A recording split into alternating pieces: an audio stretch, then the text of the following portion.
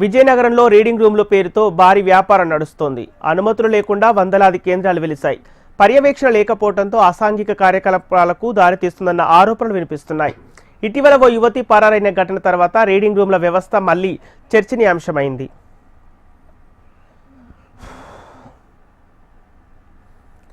విజయనగరంలో ఇప్పుడు అడుగు తీసి పెట్టిన రీడింగ్ రూమ్లు కనిపిస్తున్నాయి. విద్యార్థుల చదువుకు అనువుగా ఉండాలన్న ఉద్దేశంతో ప్రారంభమైన ఈ కేంద్రాలు ఇప్పుడు నియంత్రణ లేకుండా నడుస్తున్న వ్యాపారంగా మారిపోయాయి. ఈ రీడింగ్ రూమ్లు నడవటానికి ఏ శాఖ అనుమతి ఇవ్వాలి, ఏ ప్రమాణాలు పాటించాలి అన్న ప్రశ్నలకు అధికారులు స్పష్టమైన సమాధానం చెప్పలేని పరిస్థితి నెలకొంది.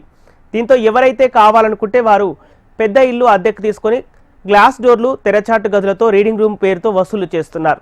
గంటకు 50 రూపాయల నుంచి ఏసీ గదులు అయితే 300 రూపాయల వరకు ఛార్జీలు వేస్తున్నారు. అనేక కేంద్రాలు 24 గంటలు నడవడంతో నెలకు లక్షల్లో, సంవత్సరానికి కోట్లలో వ్యాపారం జరుగుతున్నట్లు అంచనా వేస్తున్నారు. అయితే నిబంధనలు లేకపోవడమే పెద్ద సమస్యగా మారింది. ఎవరు వస్తున్నారు, ఎప్పుడు వెళ్తున్నారు, ఎటువంటి రిజిస్టర్ లేదు. సీసీ కెమెరాలున్నా లోపలికి గదులు కవర్ కాకపోవడంతో ఏం జరుగుతుందో బయట వరకు తెలియటం లేదు.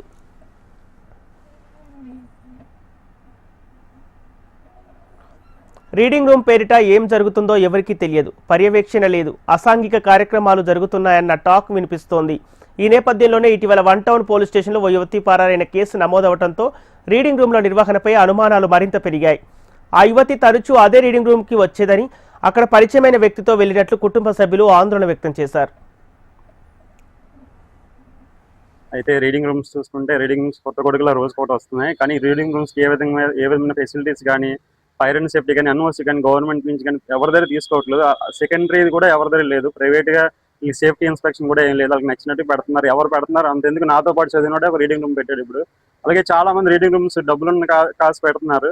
దీనివల్ల ప్రాబ్లం ఏంటంటే సరైన ఫైర్ అండ్ సేఫ్టీ అంటే ఒకవేళ అగ్ని ప్రమాదం జరిగినా కూడా, ఇప్పుడు ఏసీ రూమ్స్ చూసుకుంటే మొత్తం క్లోజ్లో ఉంటాయి. కానీ అగ్ని ప్రమాదం జరిగినప్పుడు ఏం జరుగుతుందో ఏం చెప్పలేము. అలాగే రీడింగ్ రూమ్స్ తో పాటు ఈ వాష్రూమ్స్ చూసుకుంటే చాలా దగ్గర వాష్రూమ్స్ సరిగ్గా ఉండవు. వాష్రూమ్స్ ఉన్నా కూడా సరిగ్గా అమ్మాయిలకి అబ్బాయిలకి వేరు ఉండవు. ఒకవేళ ఉన్న అమ్మాయిలకు సంబంధించి ప్రైవసీ ఉండదు. వాష్రూమ్ లో కూడా రీసెంట్ గా కొన్ని ప్రాబ్లమ్స్ మా ఫ్రెండ్స్ కొంచెం చెప్పారు. లేడీస్ వాష్రూమ్ లో కెమెరాస్ ఉన్నాయని చెప్పి, కెమెరాస్ పెట్టారని చెప్పి ఇలాంటి న్యూస్ కూడా వచ్చాయి. ఇలాంటి వాటి మీద పోలీస్ ఏ విధమైన ప్రత్యేకంగా కోట ప్రభుత్వ డిగ్రీ కాలేజీ రోడ్డు, తోటపాలెం ప్రాంతాలు రీడింగ్ రూమ్ల హబ్బుగా మారిపోయాయి. 50 మీటర్లకు కొత్త రీడింగ్ రూమ్ ఉంది. ఇళ్ల యజమానులే తమ ప్రాపర్టీలను మార్చుకొని ఈ వ్యాపారంలోకి దిగుతున్నారు.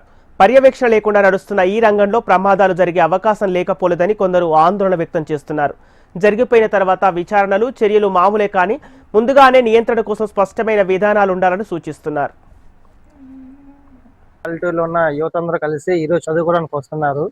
చదువు అయిపోయిన తర్వాత కూడా ఉద్యోగ అవకాశాల కోసం ఇక్కడ చదువుకోవడానికి వీరు రూముల్లో ఉంటూ ఈరోజు చదువుతున్నారు. దానిని ఆసరా తీసుకొని ఈరోజు ప్రత్యేకంగా ఇక్కడ విజయనగరంలో 100కు పైగా రీడింగ్ హాల్ ఉన్నాయి. రీడింగ్ హాల్ విషయంకి వచ్చేసరికి ఈరోజు ఎవరు పర్మిషన్ ఇస్తున్నారంటే, ఈరోజు డిఈఓ గారిని కానీ, ఎంఈఓ కానీ, ఇక మీదట మున్సిపల్ ఆఫీసర్ కానీ, పోలీసులు కానీ ఎటువంటి స్పందన లేదు. ఎవరు పర్మిషన్ ఇస్తున్నారో వాళ్ళకే అర్థం కావట్లేదు. వీళ్ళని అడిగితే వాళ్ళ దగ్గరికి వెళ్ళమంటున్నారు, వాళ్ళని అడిగితే వీళ్ళ దగ్గరికి వెళ్ళమంటున్నారు. కాబట్టి ఈరోజు విజయనగరం విచ్చలవిడిగా ఎక్కడ ఏ సందులో చూసినా రీడింగ్ హాల్ ఎక్కువైపోతున్నాయి.